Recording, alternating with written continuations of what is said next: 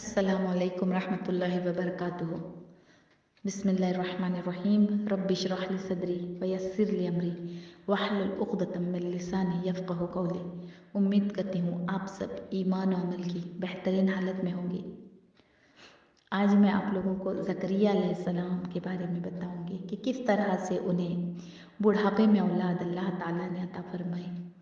لیکن یہ میں یاد دلا دیتی ہوں آپ لوگوں کو کہ یہ وہی زکریا علیہ السلام ہے جو میں نے مریم علیہ السلام کے بارے میں بتایا تھا نا، کہ ان کے کمرے میں بے موسم پھل آتے تھے۔ سردی کے موسم میں گرمی کے پھل، گرمی کے موسم میں سردی کے پھل، اور بہت بہترین تر و تازہ پھل بند کمرے میں۔ جب وہ انہیں لاک لگا کے باہر سے جاتے تھے نا، تو بند کمرے میں وہ جنتی پھل، آسمانی پھل اللہ تعالیٰ عطا فرماتے تھے۔ یہ میں نے بتایا تھا۔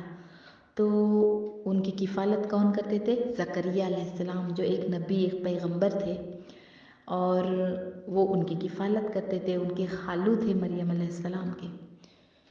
تو جب انہوں نے مریم علیہ السلام کے پاس وہ پھل دیکھے تھے نا، اس وقت ان کی عمر قرآن کی تفسیروں میں 120 سال بھی آتی ہے، 100 سال آتی ہے، 120 سال آتی ہے۔ تو اب ان کی بہترین یعنی جو عمر تھی، جوانی کی جو عمر تھی نا، ایک اولاد پیدا ہونے کی جو عام طور پہ ہو جاتی ہے جس عمر میں، وہ نکل گئی تھی جس طرح سے، اور ان کی عمر 120 سال، 100 سال کے قریب ہو گئی تھی۔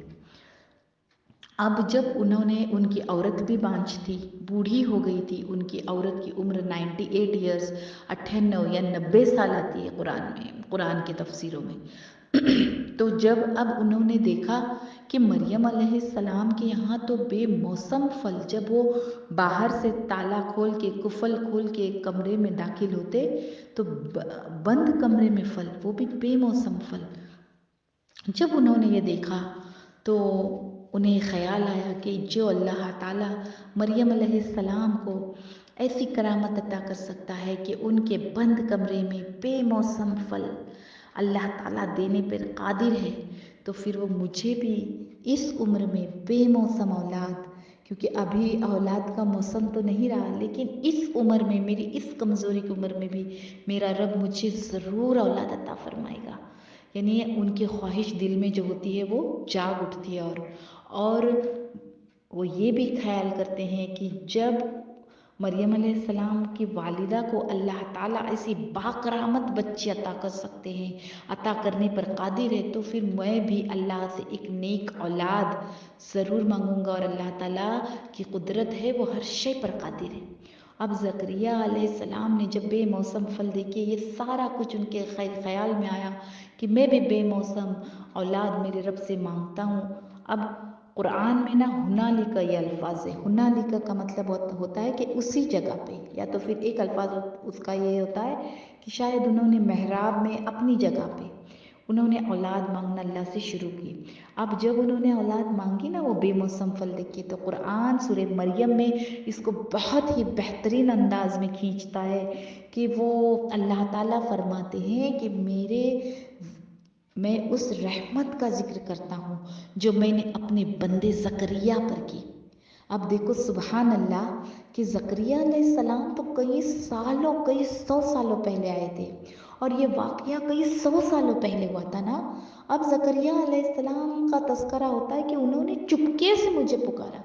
اب چپکے سے جب اللہ تعالیٰ کو وہ پکار رہے ہیں اور کچھ مانگ رہے ہیں، تو یہ ہم تک کیسے پہنچی؟ یہ اللہ کی محبت ہے جو اللہ تعالیٰ نے کئی ہزاروں سال پہلے کی بات اللہ تعالیٰ نے ہم جیسے گنہگاروں کے لیے بھی قرآن میں اس طرح سے سجا دی کہ جب ہم پڑھتے ہیں نا تو ہمارا حوصلہ بنتا ہے، ہم اپنے رب سے مانگنے والے بن جاتے ہیں۔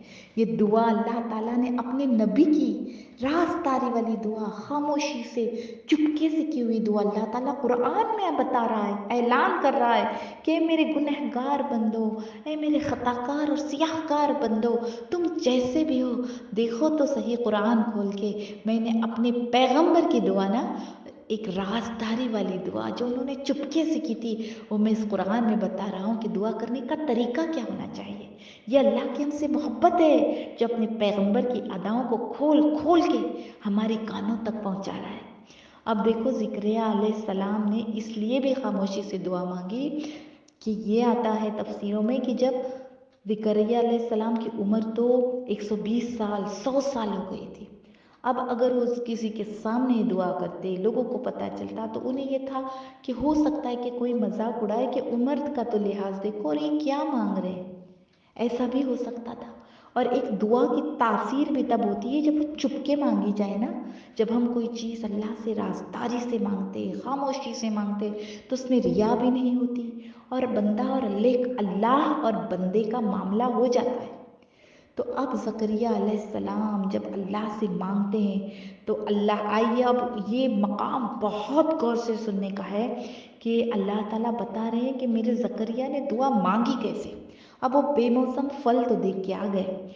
अब ज़करिया अलैहिस्सलाम अल्लाह से मांगते हैं कि अल्लाह, सूरह मरियम को जब आप खोलेंगे ना तो उसमें आता है कि ज़करिया अलैहिस्सलाम ने बताया कि या रब, मेरी हड्डियाँ कमज़ोर हो गई है और मेरा सर बुढ़ापे की सफेदी से भड़क उठा है, लेकिन मैं आपसे दुआ मांग कर कभी भी मायूस नामुराद नहीं हुआ।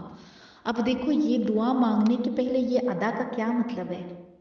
जैसे अल्लाह हमें सिखाना चाहते हैं कि देखो मेरे ज़करिया ने दुआ तो वो चाहे तो मांग लेते, या अल्लाह मुझे औलाद अता फरमा, लेकिन मेरे ज़करिया ने पहले अपनी कमज़ोरियां बयान की कि मेरी हड्डियां कमज़ोर हो गई है। इसका जब आप खुलासा देखोगे ना उन आयतों का, तो उनकी उम्र इतनी हो गई थी कि हड्डियों में गोदा तक नहीं बचा। अब वो अल्लाह से मांग रहे हैं कि अल्लाह, मेरे हड्डियों में गोदा तक नहीं बचा और सर ऐसा सफ़ेद हो गया है कि बुढ़ापे की वजह से हिलने लग गया है। अब देखो, ये एक बात अगर हम इसको गौर करेंगे ना तो पता चलता है कि दुआ मांगने के पहले अल्लाह से अपनी कमज़ोरी को बयान करें।